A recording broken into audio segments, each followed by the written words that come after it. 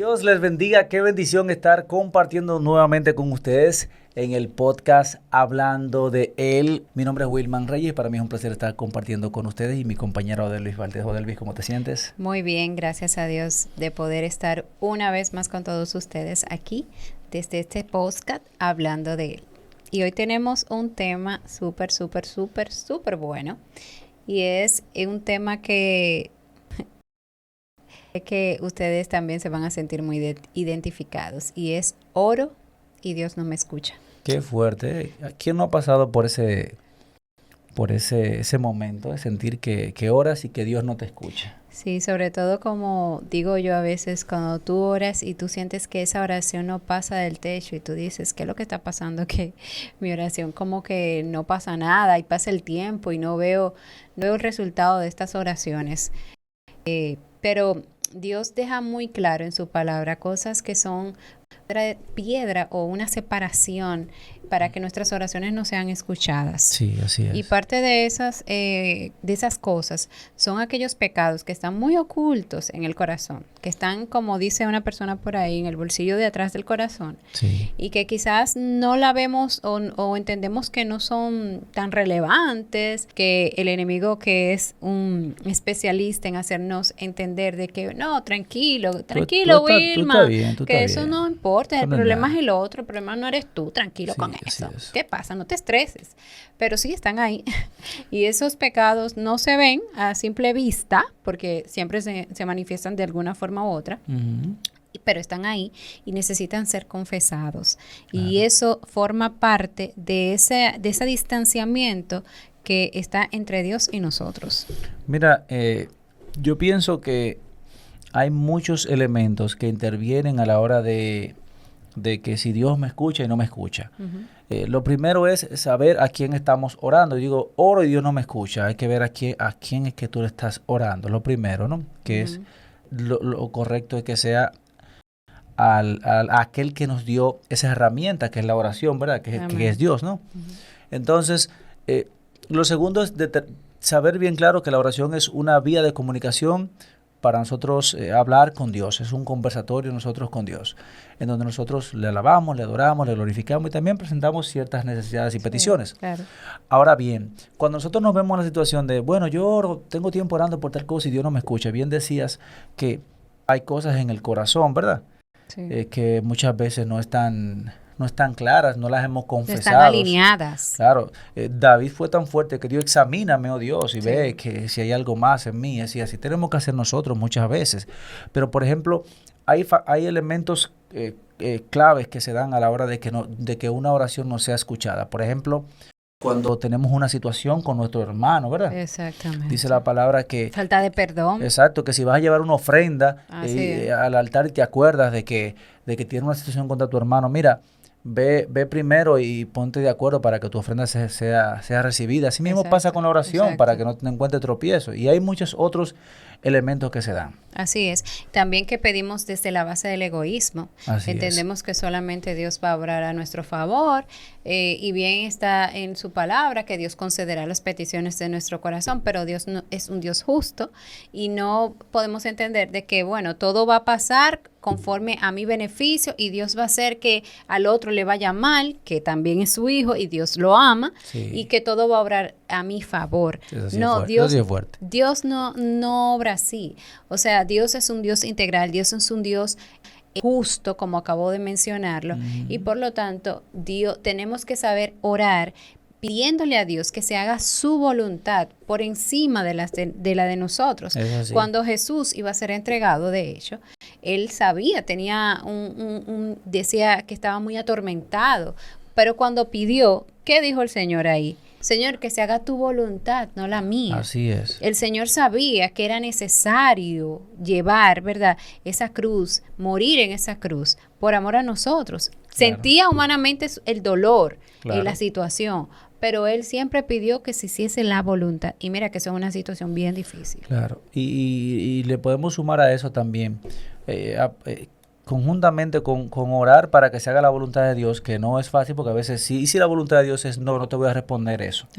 Sí, porque otra cosa, Wilma, a veces entendemos, pero señores, no, también es una respuesta. Claro, es así, el no también es una respuesta de parte de Dios, que muchas veces nos conviene porque Él muchas veces nos dice no a muchas cosas porque nos ama. De hecho, si vemos lo que dice Santiago, dice, ustedes piden y no reciben porque piden mal. Ay, ¿cómo así que yo pido mal? Pero yo estoy pidiendo tal cosa. Bueno, lo primero que tienes que evaluar es la intención de tu corazón. Exacto. Hay cosas que pedimos que es para envanecernos. Hay cosas que pedimos que lo que buscan es alejarnos más de Dios. Hay cosas que pedimos que lo que buscan es no darle la gloria a Dios. Entonces, tú estás pidiendo mal. Estamos pidiendo mal. Tenemos que revisar la intención de lo que estamos pidiendo para ver si eso glorifica a Dios y si nos acerca a Dios. Y siempre decir, y conforme a la voluntad de Dios. Así es.